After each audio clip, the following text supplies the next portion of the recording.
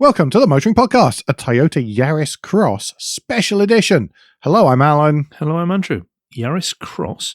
So is that a Yaris that's angry, or is this a new Yaris that we have yet to experience in the wild? Can we just very quickly mention that any references to drinking games will be suspended for the duration of this special edition, because otherwise you're going to be under the table by the time I've finished the exterior. Yes, sorry, we should make that the new appendix rule. If there is a special edition about Toyota, we have to suspend the drinking game. Yeah, especially next week. The next one of these that we do, yes.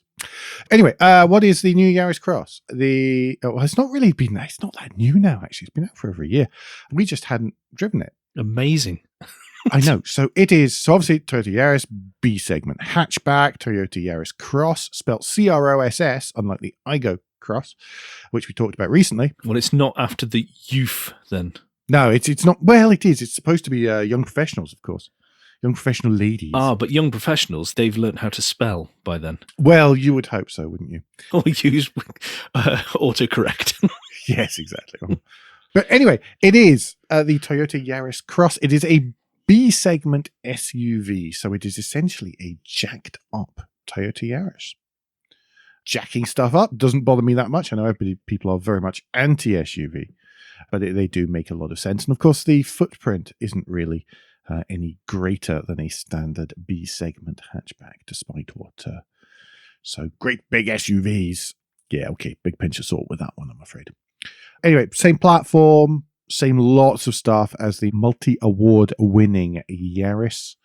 In the UK, it's only available with a 1.5-litre hybrid powertrain connected to an epicyclic CVT, and it puts out 116 metric horses. All models have essentially the same powertrain. There is one variant that we shall come to shortly. Okay. 4 trim levels are available. Icon Design, Excel, and Dynamic, ranging from £24,065 for the Icon up to £28,295 for the Excel. The Dynamic is fractionally cheaper, but it essentially goes Icon, Design, and then Excel and Dynamic are about the same. Dynamic is for, what was the wording in the press release? It is for dynamic outdoors loving people, and XL is more city-based people looking for a little more luxury or something. It's along those lines. I'm paraphrasing grossly here. All of those 4 trim levels are available as front-wheel drive. The Dynamic is also available as all-wheel drive, so it's the IAWD system, so I don't believe that there's a drive shaft going from front to rear. It essentially just has a second electric motor on the rear axle like the RAV4 does. It is £30,375 for the all-wheel drive version. That compares to £28,015 in front-wheel drive. There is quite a significant cost to needing or wanting the all-wheel drive version, but I can see plenty of places where it would be useful. It also has multi-modes and stuff for traction. Right, so there is value in considering the all-wheel drive version for a B-segment SUV. Yes. In Perthshire, they sell lots of them. Okay. It's the Perthshire edition as far as I'm concerned. But that's the thing, because I would only see them round here. Not much need for an all-wheel drive version, but there must be some need somewhere, otherwise Toyota wouldn't have offered that option. Exactly. And around Perth, for example, you still see 4-wheel drive versions of the Mocha and stuff selling. There is a demand. I know there was. Previous generation Mocha, there was a 4-wheel drive version. You practically never see it in England. Oh, my word. Certainly not here in the Midlands. What have people done to deserve that? I have no idea. But this is essentially the same segment. You've got to remember that. Worth mentioning, and a bit of on the sort of motoring podcast nerdiness fact, different trim levels mean there are varying amounts of grams per kilometer per CO2. The Icon comes in at 100, the Design is 102, the XL and Dynamic front-wheel drives come in at 112, and the Dynamic all-wheel drive comes in at 115. That means your vehicle excise duty will vary depending on, so the same engine, the same gearbox, pretty much all the way up, which means that the Icon comes in at £140 a year. Design comes in at £160 a year, and all the other variants, including the all-wheel drive, come in at £180 a year because of the way that the banding works. It is overly complicated. Okay. Paint-wise, I don't have the list of all the colours. What? There are colours available. I know, I'm sorry. You know the listeners love that. No, they don't. None of us like it.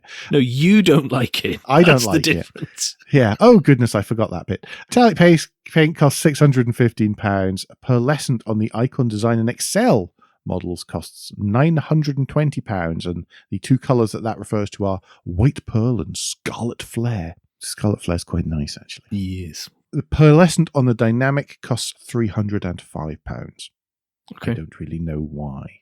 The car I had for a week was an XL model in silver metallic with City Pack and advanced safety packs, as well as the JBL premium sound system. That was £750 for the 2 packs combined and £450 for the JBL stereo, as well as, of course, the £615 for the very silver paint. Okay. The silver paint being called silver metallic. That is the name of the colour. Good, honest, what it says on the tin. I like that. So as we go through things, will you confirm whether you feel they were worthy additions or not? Yeah, I guess so. Yeah. Okay. Yes, Okay. I will. Yes. If I must. You must. You must. Yeah, all right, okay.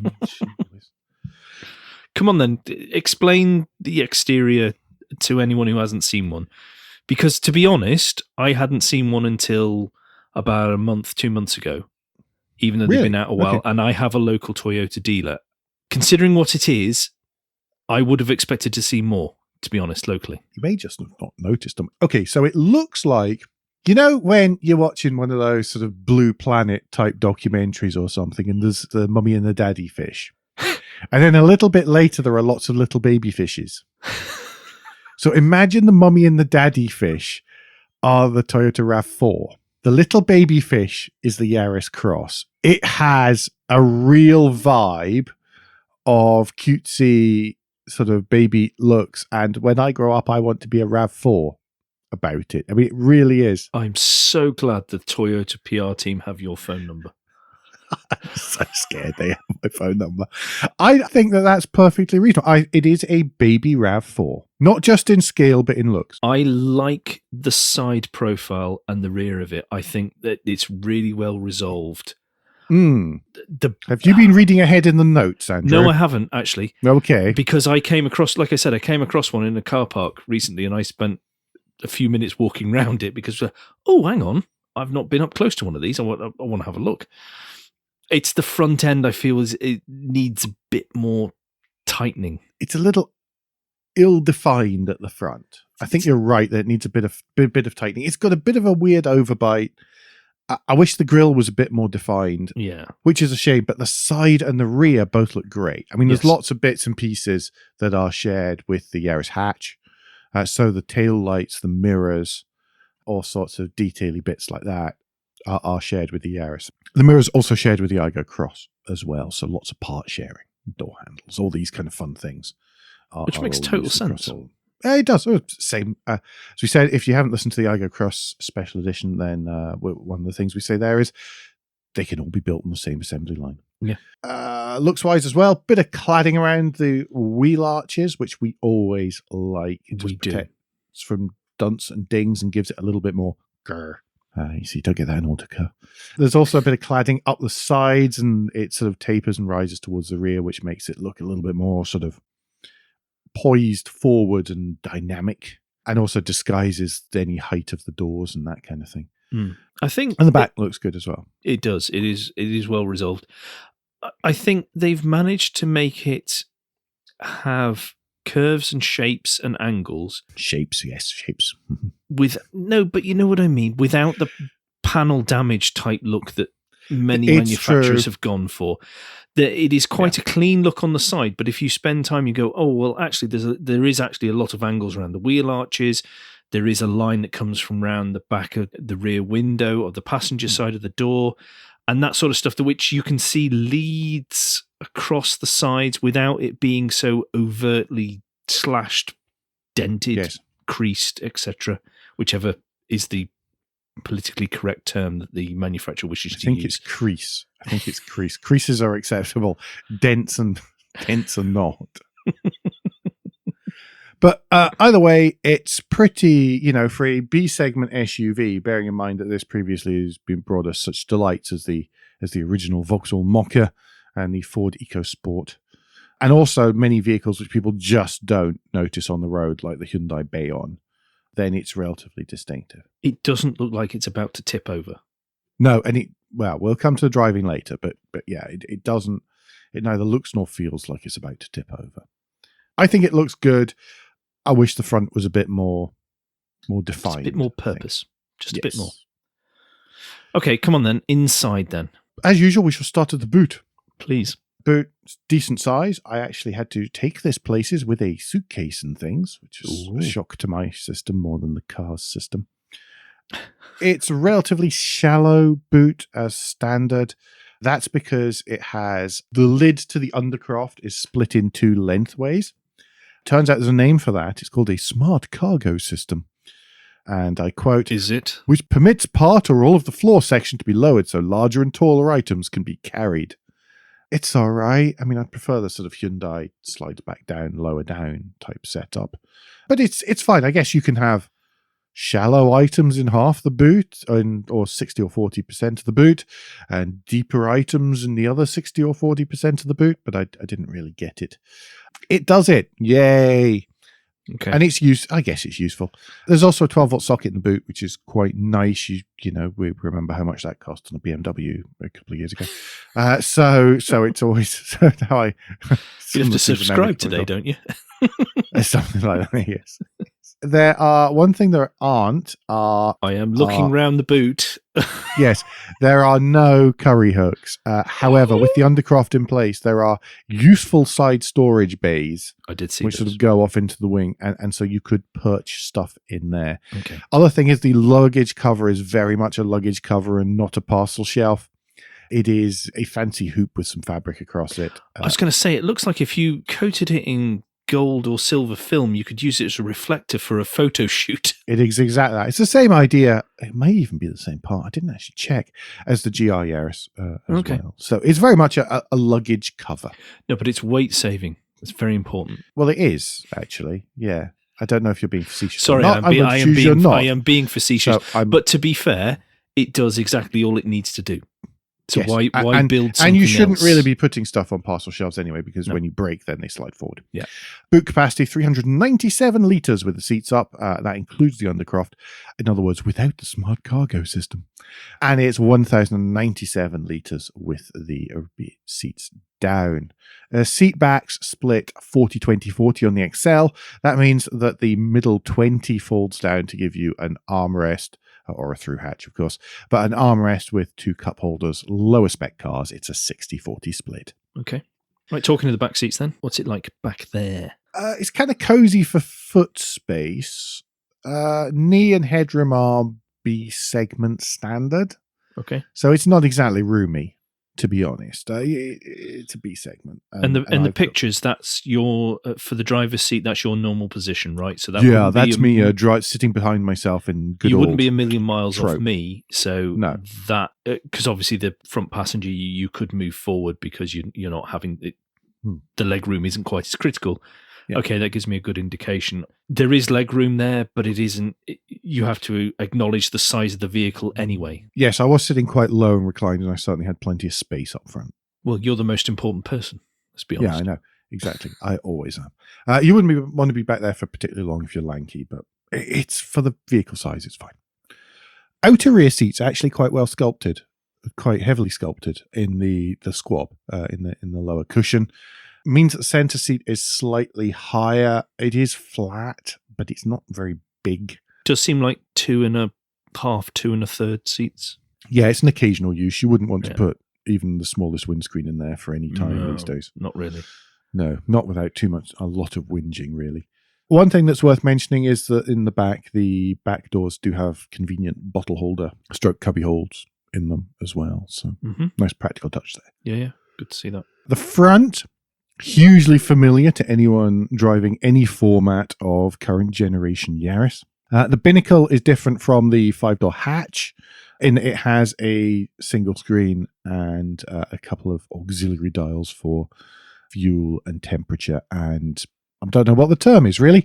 In the olden days, you used to say it was a rev counter, but it's not a rev counter. It's the am I charging, am I using a little energy usage thing? Yes, the energy usage gauge. Yeah. And that's instead of the googly eye type dashboard that the Yaris hatch has. I'm going for googly eyes quite a lot tonight. It was this that triggered the early one because they always looked like a little baby fish with the, because it's got the two separate dials on the hatch, one of which shows you your speed and the other one shows one of any number of different things. Steering wheel, moving on. I would like the to steering wheel. Point all Toyota PR people towards my colleague, whose number you have.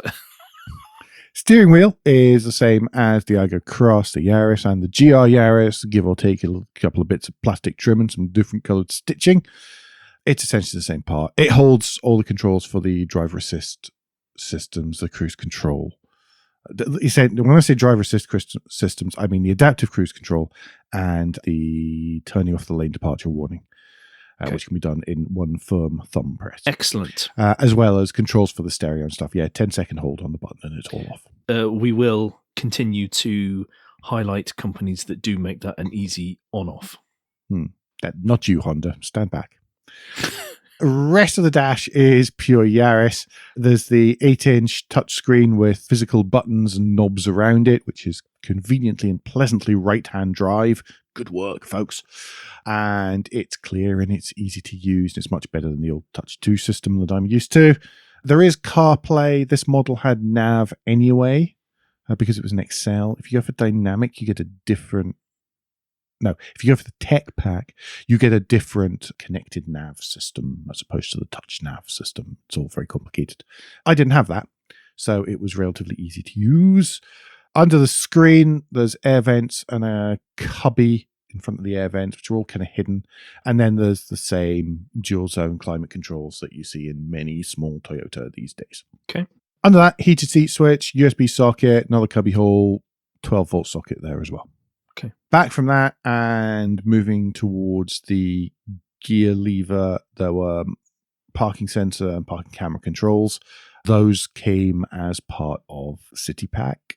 So the camera controls, is that like the 360 from the top? Yeah, it's for turning Sides, it on if you're going into front, driving back. forwards into a space. Yeah. It's for activating the automatic parking, which we should talk about later on. Okay. It's also... Ooh, I know. There's a video which will accompany this, which will be on the, if you go to mushroompodcast.com, then I will put the video in there. If it's up, it will be in the show notes as well. Yes. What was I? Back from that, parking sensor, camera controls, drive selector, which just feels like a traditional auto selecty box. It's nothing fancy or digital, but it's got quite a nice heft to it, actually. Nice to use.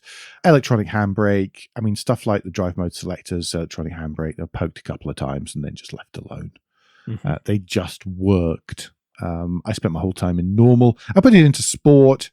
It went a bit more, which I wasn't too fussed about. It sort of held revs and made noise and didn't go into electric. And I put it into eco and it was just a bit slow. So I just left it in normal. Okay. Because I figured that that's what normal people use. Materials inside were all fine. They were quite nice. There was nothing scratchy or hard or offensive. It's quite nice to see the sort of top of the dash was dark brown as opposed to being black or grey, and that worked quite nicely with the seat fabric. Seats had leather or leather-esque bolsters and fabric centers. Those seats actually look really nicely sculpted and will grip you. Fantastically comfortable.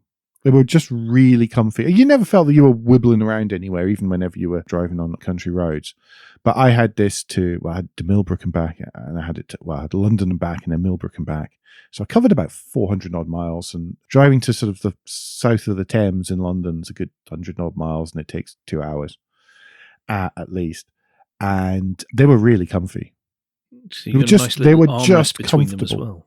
Right. Yeah. It just looks a really nice seat and area to sit in, to be honest, from the pictures. Well, we'll come to the driving, but, I don't want to give too much away, but it's just it's a light and easy thing to drive. So that and the comfy seats make it really quite relaxing and not a stressful place to be. It does exactly what it says on the tin car, really. Last but not least, obviously sitting in said seats, visibility out is excellent. Very easy to position the car, know where the corners are, both in car parks and when you've discovered you're in the wrong lane in congestion. I'm told. Others have said. That's secondhand information, that one. How's it out the back?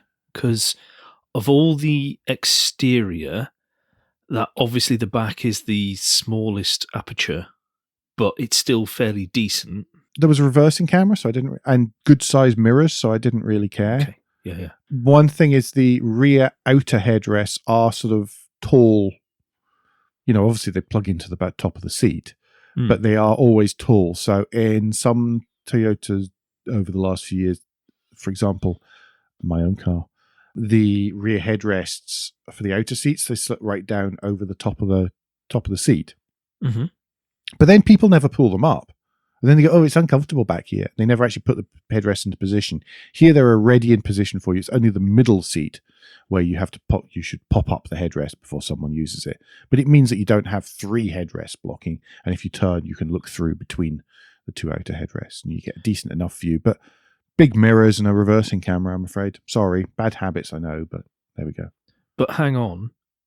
You actually give people a lift in the back of your car? I thought that's why you wanted a 3-door. Oh, I didn't say that I actually had verging into drink territory, but I didn't say I actually had people in the back of this other than myself dirtying the floor mats. Once to go, yeah, there's room in the back here. That's it. Right, fine, done. Tick. I've opened all the doors. I've closed all the doors again. I do not need to open them again. Mm-hmm. Okay, come on. Talk to us about the driving then, because you sound like you've done some to Millbrook and back. At the times you were doing it would be you getting there with purpose, and if you're going into South London and back again, that's just a pain in the backside. So talk us through what it's like in real world conditions with this. So I had about 400 miles over the week. I had this enough that I felt I needed to put fuel. Now, in theory, that should have been just about a tank full, but I did actually put some fuel in so that people could get back to Creepy Crawly in it. What you mean you didn't want to just say to the chap, yeah, you're going to have to push it 2 miles to the nearest petrol station? No. We're not that kind of motoring people. No, we're not.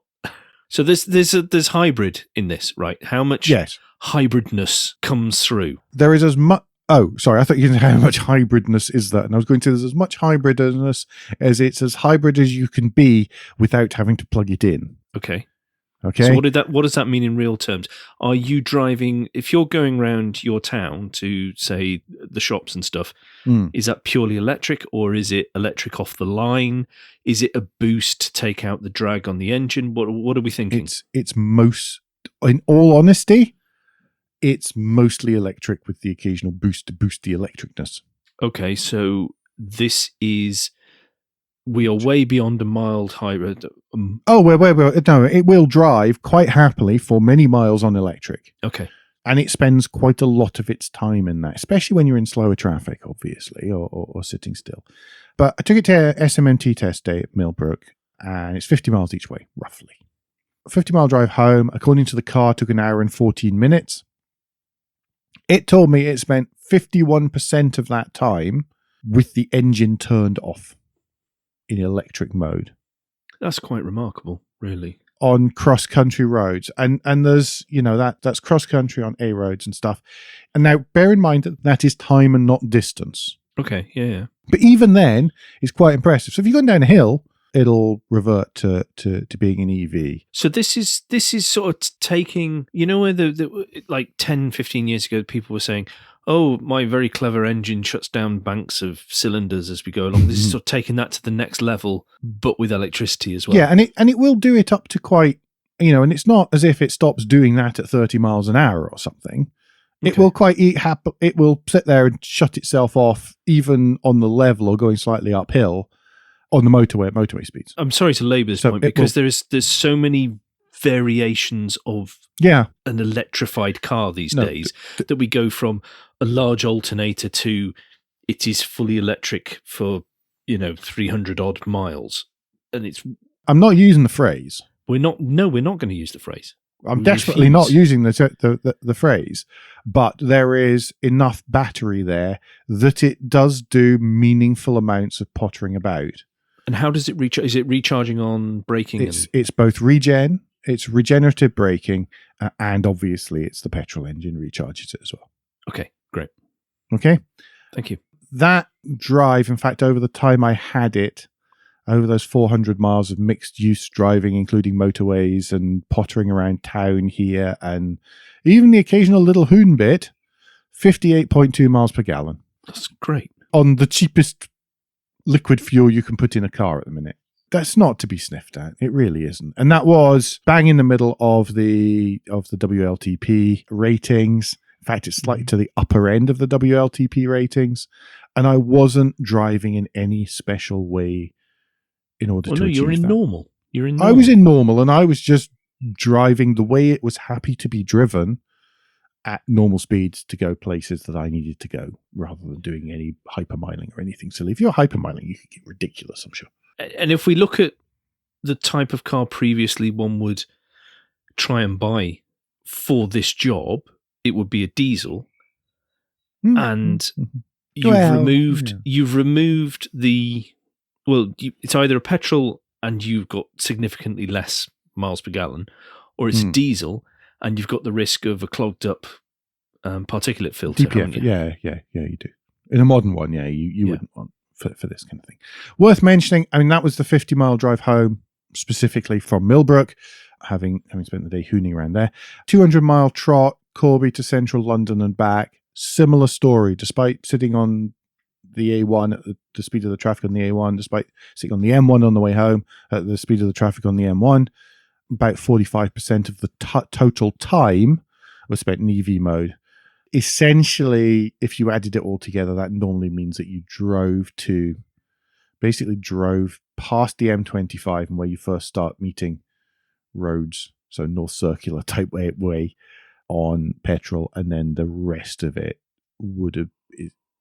could all have been electric. The equivalent. It didn't happen quite like that, but that's the equivalent time-wise for me. That trip involved crossing Hyde Park Corner twice. I hate driving around Hyde Park Corner. I have to laugh at you twice now. So I used my standard technique with this car. Standard technique being the one I've had to employ only a couple of times before, because once you've driven Hyde Park Corner once, you try not to do it again. In fact, the last time I did it, I think it was a hydrogen Hyundai. Which was left-hand drive, wasn't it? Which was left-hand drive. Oh, wow. And one of only a couple in the country, so that wasn't stressful. So I used my standard technique with this. Which is? Did it quite well. Well, what happens is, as you enter Hyde Park Corner, you start the swear word then, and you don't finish the swear word until you leave it. It worked much better in an NDMX5 because you were fast enough that you could just go round everything else. In this, it was actually busier than it was the time I had to do it in the MX. Yeah, it did it just fine. Again, that visibility actually really played into its hands there, and the big mirrors, because you could make sure that there were no morons around you. Okay. Taxi drivers, bus drivers, any of these kind of things. But it also is a surprising test of handling. But it's all right. You weren't going there, using the swear word because you were scared you were going to fall over or anything as you accelerated into Hyde Park Corner to try and make sure you were in the correct lanes. I thought it was just to escape the gravitational pull. Well, yes, that too, yeah. But it actually handled quite well. Generally, it handled pretty well. Confidence-inducing, where you knew it was going to do what you expected it to do. It never did anything surprising or uncomfortable. There were no odd lurches as you entered corners. Good. Hello, Mocha. Just nothing like that. It was very secure. It was fine at speed. It was good on the back roads. The ride, even on the 18-inch wheels, which is the largest standard ones, was particularly good and particularly noteworthy. It rode really quite nicely. Good. Even across the bad roads. Other thing, part of the Hyde Park Corner test, of course, transmission reacts near instantaneously to inputs. So even if the noises don't react straight away, if you put your foot down, this will start to go. There is no hesitancy or lag. If you've driven older Yaris hybrids, so the current version, that is a marked difference. Mm-hmm. So if you're judging Yaris hybrids on the old ones that look a bit like my GRMN, don't. Very, very different. Absolutely different behavior. If you really mash the accelerator hard, it will rev the engine, it will make mooey noises, it won't be great sounding, but it will gather pace, and then it will settle down as quickly as it possibly can do. It never actually felt slow, especially not off the line. Was that the electricness helping it, do you think? Or it was a bit of both. So of course the electric would start it, and then it would kick in, I think. Yeah. I think it was just everything working together rather than one specific dimension of the drivetrain. No, I'm pleased with that, because I have to say the lag in an engine being, or an accelerator being pressed and an engine doing something is really quite tedious. A lot of that is, this is a very European developed car, and in Europe and this is one of the things I can't remember if it was covered in the interview about the Yaris Cross, but I know it's something that was chatted about, is the fact that in Europe people are sharper off the line than they are, say, in Japan. So many of the hybrids originally developed in Japan or in the US didn't necessarily translate very well for our European driving style, which tends to be sharper off the line. Well, we've got all the Grand Prix here, haven't we?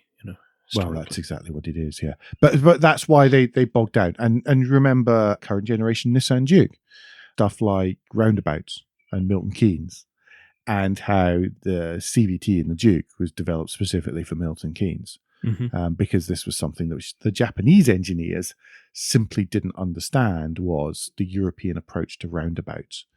Just didn't have that experience, didn't have that exposure to that. Exactly. To what our peculiarities are of that sort of thing. Exactly. So as a result, this is far more European. And we touched on it with Stan Peters in the Yaris Cross review as well. Tech. There was quite a bit of it. So this had both the City and the Advanced Safety packs. There was a separate tech pack. Please don't ask me what's in it, because I forgot to copy and paste that from the press release. This contained the 8-inch Toyota Touch with Go navigation, 360-degree panoramic view monitor. So that's using the same display, but it's cameras right around the car. Advanced parking assist, which was really cool. We'll talk about that in a second. Wi-Fi and voice recognition. I don't know. I didn't play with that. I generally assume that voice recognition doesn't work in cars. It's quite bad. I should test it more. We go for where we know will work, which is Apple CarPlay in our instance. And I know other people have a lot of confidence in Android Auto because that's what they are used to using. Exactly. And we use those, and they will mostly, depending on which version you've got, mostly work, depending again on your accent and stuff like that. So typically we won't try the manufacturer's stuff. Well, not for that kind of stuff. I mean, it's got the sat-nav and everything, and I looked at it and went, oh, that's the same as the sat-nav of my own car. And that was it. I'm sorry. It was a case of, I know that sat-nav, it's fine.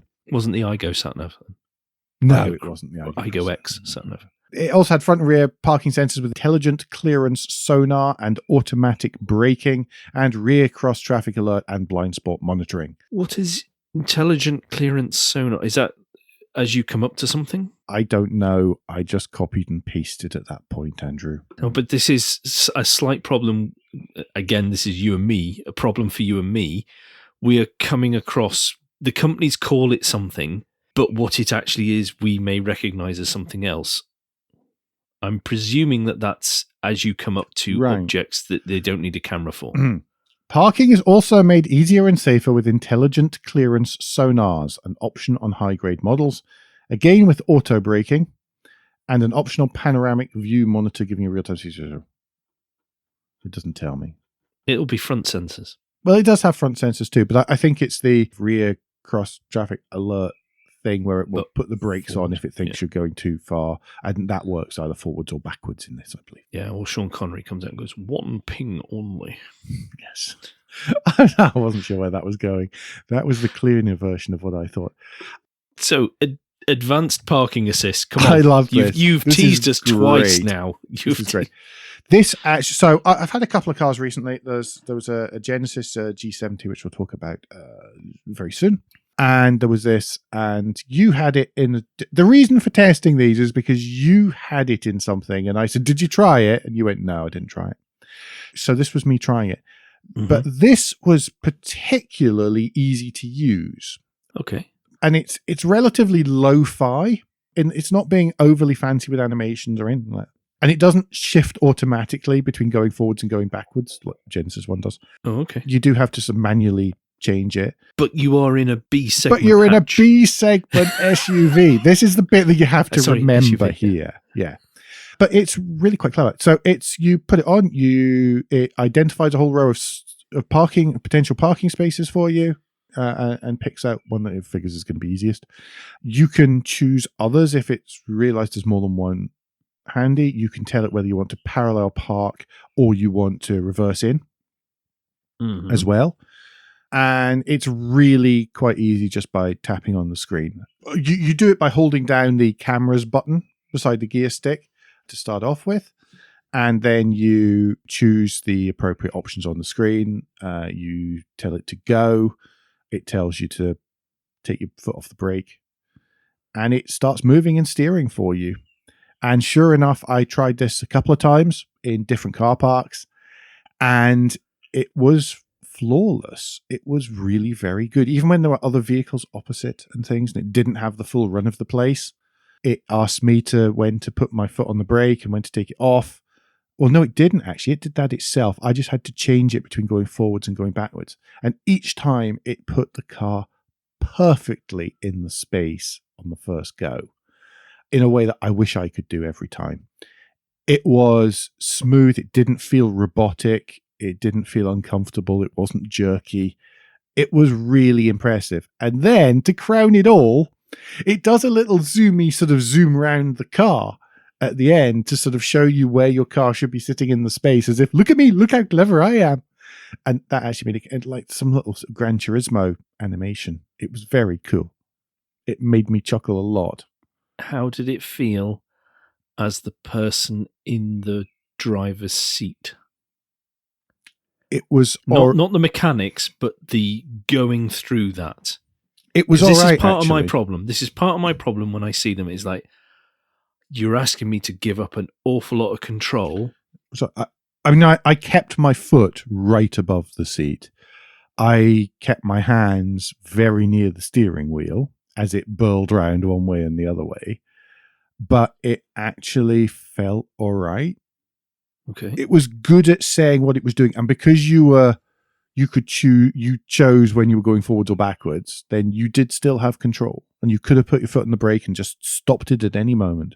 So you felt part of the loop and therefore part in control. Yes. And therefore that helped with the levels of comfort, unlike if it had just decided, you'd rolled up and gone, oh, park please, and then it went, right, step away please while I do all this, metaphorically. Yeah. I mean, we'll talk about the Genesis one next time. This is a nice first step of that technology. It's very nice, very nicely done. Actually, I'd say this is the second or third step because it worked very well. But I mean, as in you're still involved, but it's doing so much of it. Yes. Yes. Absolutely. Interesting. I will give this a go the next time I have a car that has this. You need to find a quieter corner of the Morrison's car park and just have a shot, because that kind I've of got a couple of car parks I can do it in without fear of denting anyone or the car. So I will try that. This one, it says memory function means the system can store and recognize frequently used parking spots as well. I didn't know that. I didn't try that. Oh, you maybe could you have done it for your house? No, because it's not marked. My driveway isn't delineated. Oh, enough. It needs markings. It does need markings. Off. Yes, it needs markings to work off. So that's how it knows to an extent. It needs markings to work off, or just two vehicles or a vehicle marking if it's parallel parking generally. That's fine. Yeah. Okay. That makes sense. Oh, very smart. I always feel I skip over the technology parts of stuff, so I was all kind of happy whenever I discovered that. Well, that brings us round to a verdict. Now, you're sounding quite positive about all this. Definitely considering the segment it's in, what it can do, the frankly impressive amounts of technology that are in there for a B segment SUV, even though we are going towards potentially a £30,000 range if you buy it in one go. Yeah, I mean, remember that's on the upper end of the upper end, so you are towards high 20s by the point that you've got that, at least touching 30. Yeah. I forgot to ask though, what was the monthlies for this? Monthlies came in at 3 as spec'd, using the completely standard example.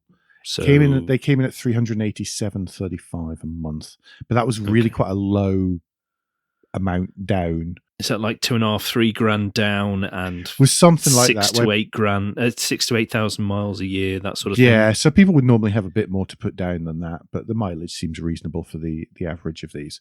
So it's quite expensive, but then the monthlies aren't bad because it's expected to really hold its value. Because they do.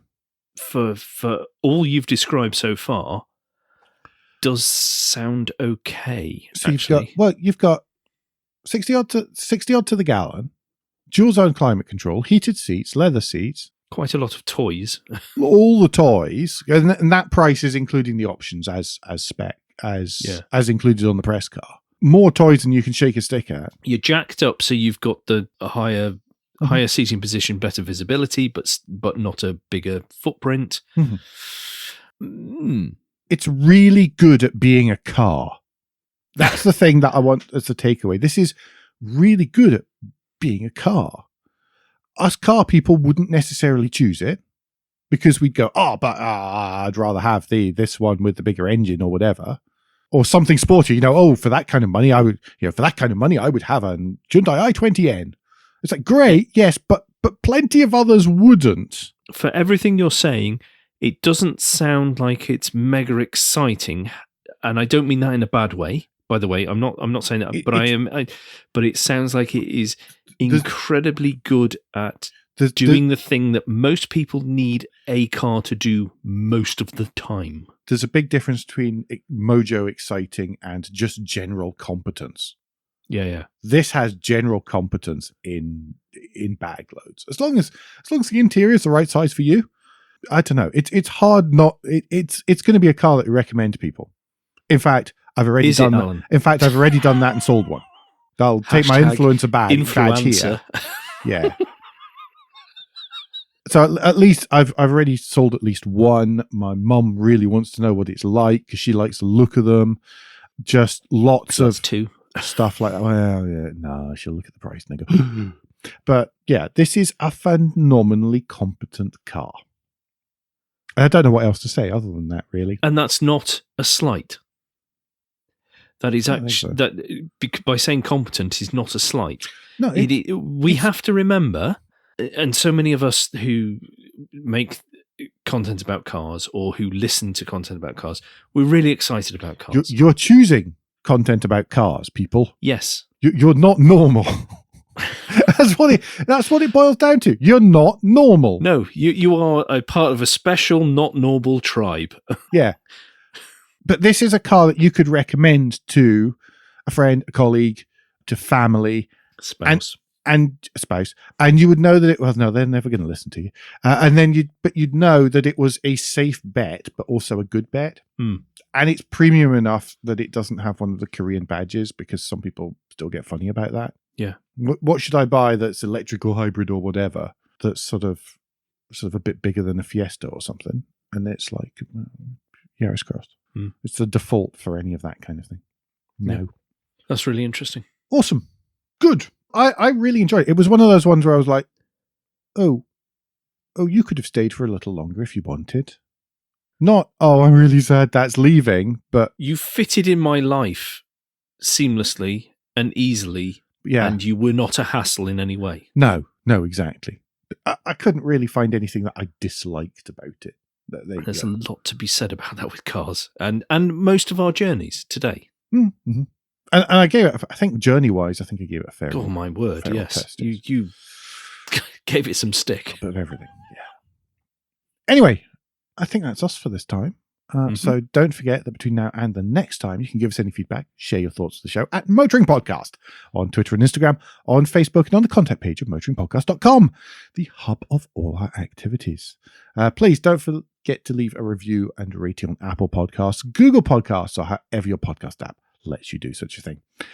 Andrew, in the meantime, what's the best way for people to get in touch with you? Best way to get in touch with me is via Twitter. If you search for Cracked Windscreen, you should find me there.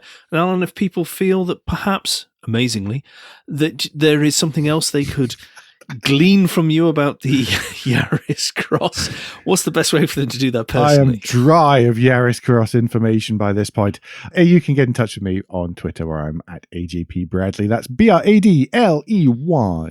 We will be back before very long, but until then, I've been Alan Bradley. I've been Andrew Clues. And safe motoring.